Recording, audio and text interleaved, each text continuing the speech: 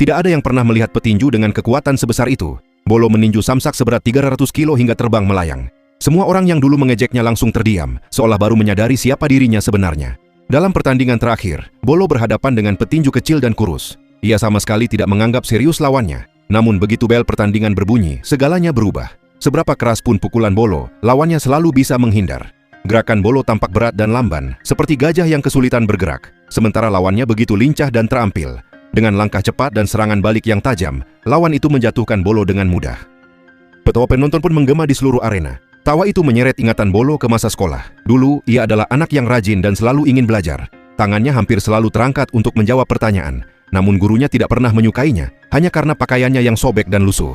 Berkali-kali diabaikan dan direndahkan, amarah Bolo perlahan menumpuk. Hingga suatu hari, setelah diejek oleh teman sekelasnya yang kaya, ia tak bisa menahan diri. Ia membentak dan meninju mereka. Menyadari dirinya dalam masalah, Bolo melarikan diri, tetapi sekolah tetap mengeluarkannya. Sejak saat itu, hidupnya berubah arah. Bolo menjadi anak bermasalah, terbiasa berkelahi dan mencuri di jalanan. Suatu malam, ia dan temannya mengikuti seorang pria mabuk ke sebuah gang. Dengan mudah Bolo menjatuhkannya dan menggeledah tubuhnya untuk mencari dompet.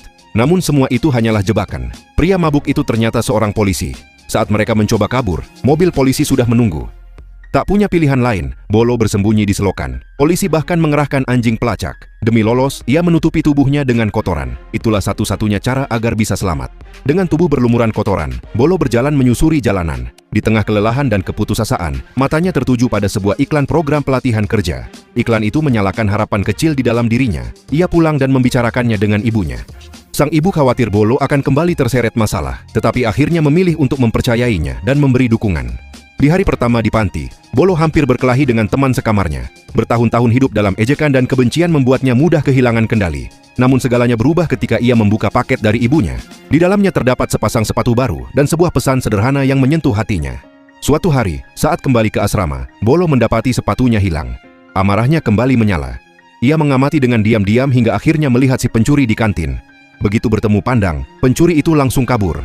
Bolo mengejarnya hingga ke asrama. Pintu dikunci, tetapi Bolo meninju pintu dengan keras hingga menjepit pencuri itu di jendela. Ia hampir melemparkannya keluar ketika pengawas datang dan menghentikannya. Setelah mendengar cerita sebenarnya dan melihat Bolo mengakui kesalahannya, sang pengawas mulai berpikir ulang. Ia teringat bagaimana Bolo menjebol pintu hanya dengan satu pukulan. Akhirnya ia memutuskan memberi Bolo kesempatan kedua dan membawanya ke sasana tinju. Meski memiliki kekuatan alami, Bolo langsung dipukul KO oleh petinju terlatih. Dipenuhi amarah dan rasa malu, ia keluar dari ring. Di luar, ia meninju samsak seberat 300 kilo. Dengan satu pukulan, samsak itu terbang melintasi ruangan, membuat semua orang terpaku. Saat itulah sang pengawas menyadari kebenarannya. Bolo bukan anak bermasalah.